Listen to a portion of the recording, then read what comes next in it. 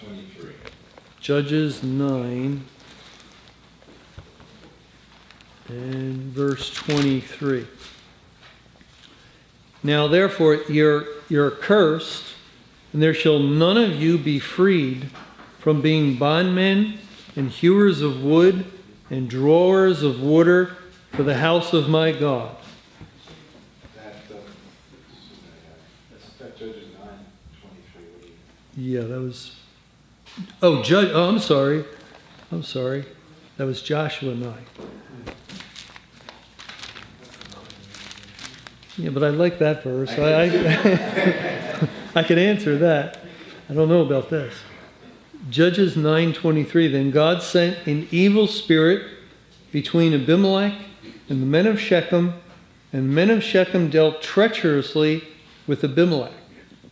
I like this verse. It talks about an evil spirit that God is sending between the two. It reminded me of our day that we're living in. But I also thought about what other judgments is God going to do while we're still here? Is it going to be plagues of this nature? Because this question that was previously asked was about financial or physical destruction. Can we expect more spiritual judgments as opposed to crime, war, pestilence? Or will it be more of an evil spirit dealing treacherously with one another, things that are invisible as opposed to visible? Yeah, well, all we know is that God is judging the kingdom of Satan. That Satan's kingdom of this world, the whole world is Babylon, including the corporate church, is being judged. Satan has been put down, and his kingdom has been divided. The word divided is an important word when speaking of the end of Satan, as it says in Mark chapter 3, in Mark 3, verse 23, and he called them unto him and said unto them in parables, how can Satan cast out Satan? And if a kingdom be divided against itself, that kingdom cannot stand. And if a house be divided against itself, that house cannot stand. And if Satan rise up against himself and be divided, he cannot stand, but hath an end. So Satan is divided against Satan, and that's what we're seeing in the world with unsaved group over here, a secular group of some kind, worldly group, that's warring against another group. And there's always been war, but this is more something that God is bringing to pass to destroy the whole kingdom of Satan, to really heap shame and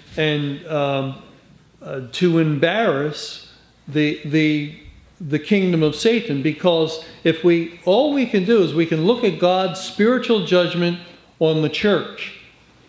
Judgment began at the house of God. And through that spiritual judgment, we can learn what a spiritual judgment is and how it works itself out.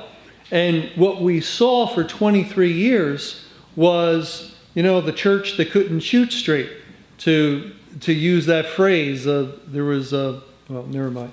The corporate church that could not do anything right, that would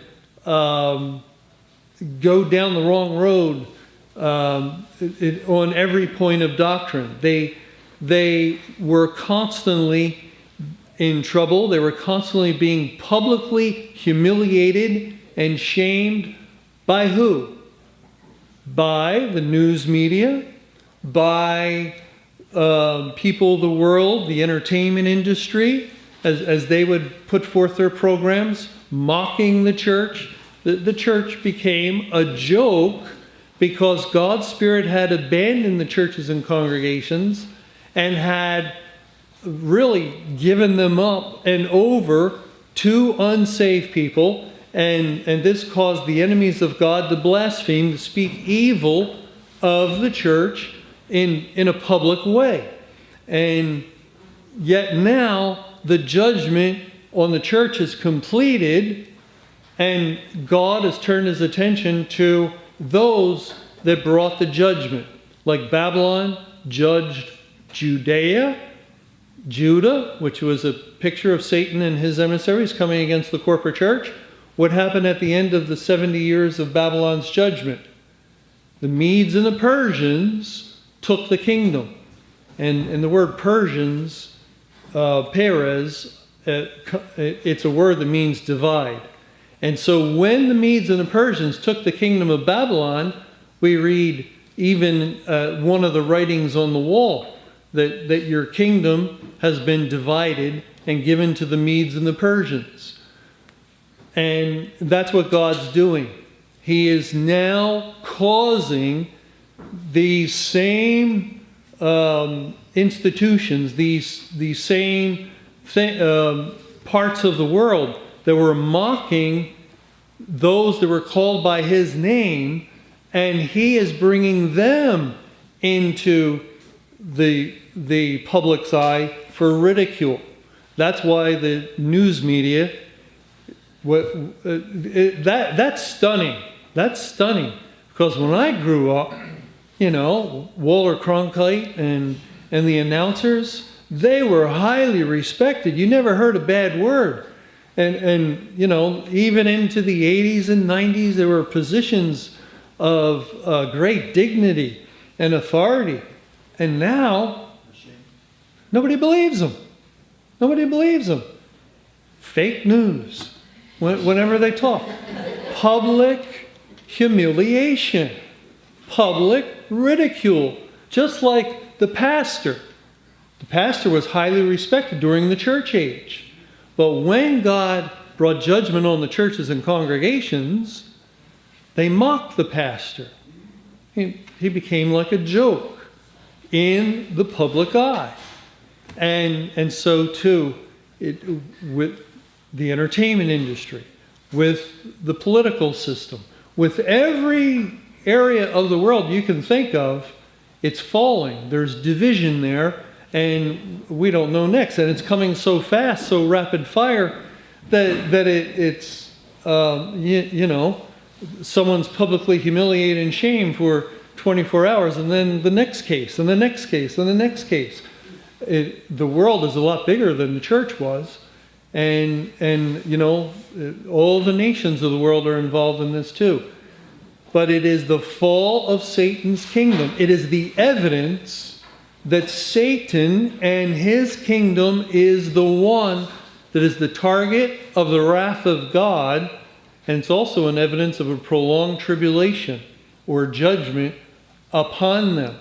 And like we read in Romans chapter 2, Romans 2, that says in verse 9, tribulation and anguish upon every soul of man that doeth evil, of the Jew first, and also the Gentiles. Tribulation is the word tribulation. Tribulation upon every soul of man that doeth evil. The church first, as the Jew typifies the church. It's the same scenario in Jeremiah 25. I will bring evil upon the city called by my name, the Jew first. And then it transitions in Jeremiah 25 to the nations. And the word Gentile is the word nation. The Jew first, then the Gentile. Tribulation upon everyone that does evil. Two tribulations. A tribulation is a judgment. Judgment on the church, that's where it began. Judgment now on the world. Two tribulations. And so we are witnessing God judging the world. And we're in the world. We left the church. This is probably why some people are bothered by the whole idea of the shut door of heaven and the end of God's salvation program, because it's now impacting the world where we are.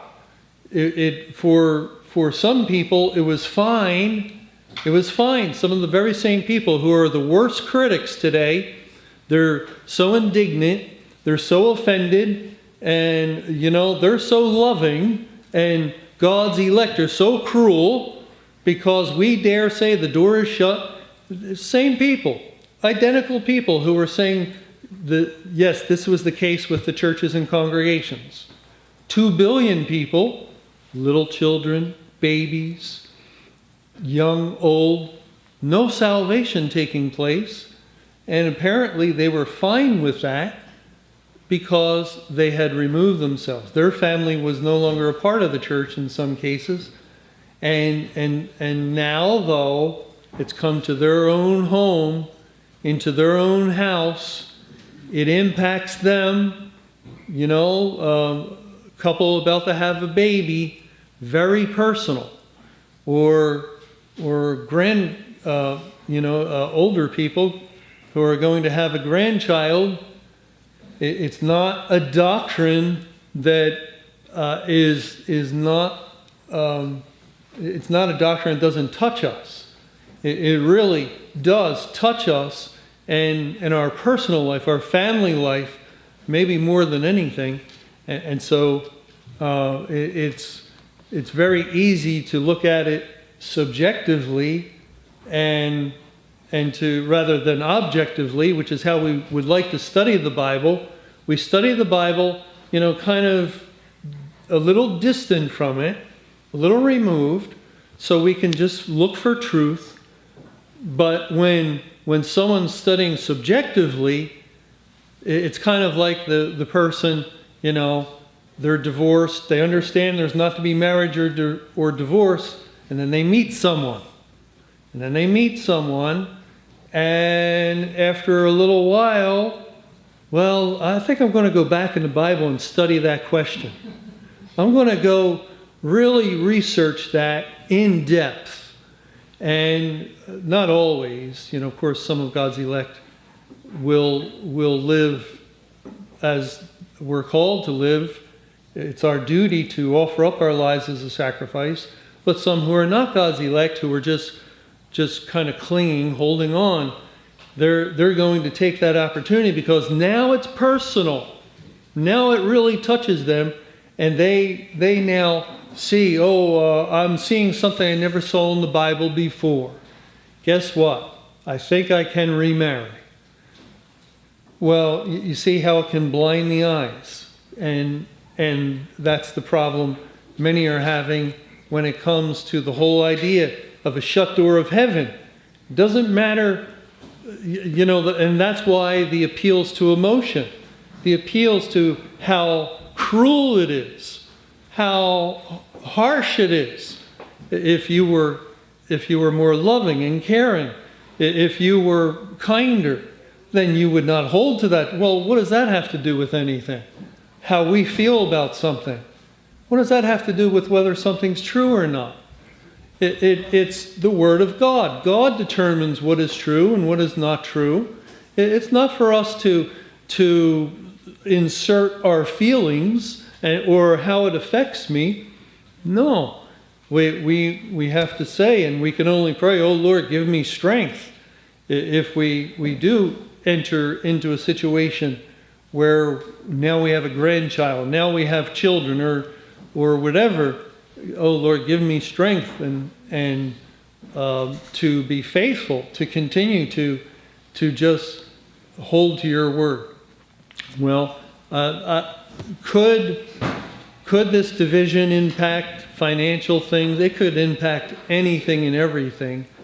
And we don't really know what's going to happen in the world, because this is a judgment of God on the world, and it could have some physical outworkings in the world, and we just don't know. But thank you.